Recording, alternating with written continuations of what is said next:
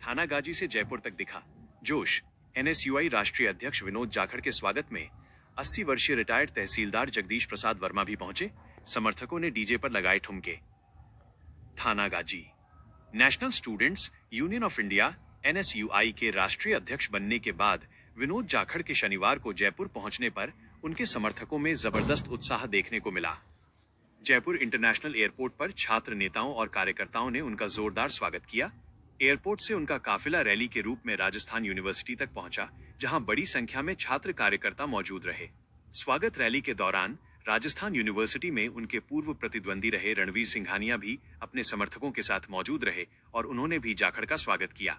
इस मौके पर दोनों नेताओं ने मिलकर राजस्थान में एनएसयूआई संगठन को और मजबूत बनाने का संकल्प व्यक्त किया।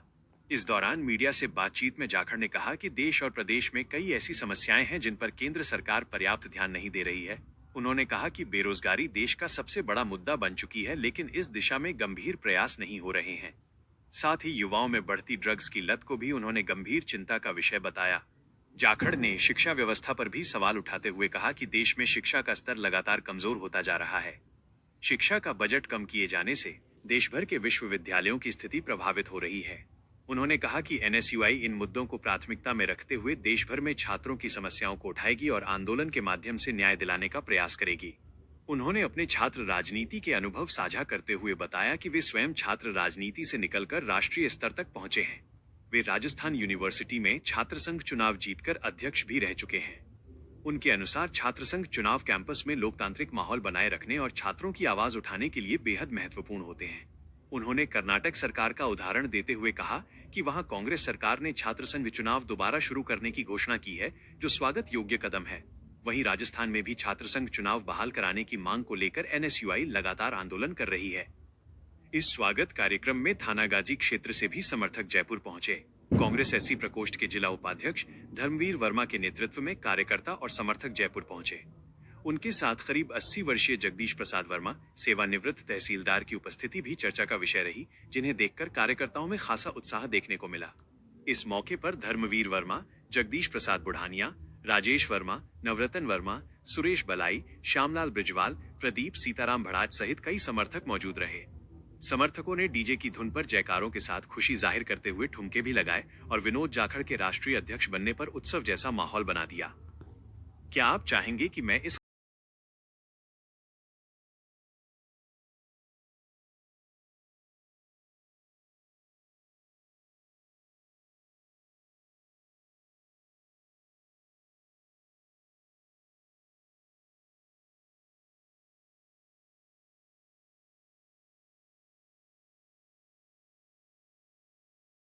केंद्र में और प्रदेश में बहुत सारी ऐसी समस्याएं हैं जिसका निवारण सरकार नहीं कर रही है। बेरोजगारी एक बहुत अहम मुद्दा है इस देश के अंदर। आज हम देख रहे हैं कि प्रदेश और देश के अंदर ड्रग्स जिस तरीके से बढ़ रहा है, ये बहुत चिंताजनक है। नौजवानों का भविष्य खतरे में है। बहुत सारी परिस्थितियां हैं। शिक्षा का बजट कम किया जा रहा है, शिक्षा का स्तर दिन प्रतिदिन कमजोर होता जा रहा है। विश्वविद्यालयों के अंदर हम लोग जाते हैं तो कैंपस के हालात जो हैं बहुत गंभीर हैं।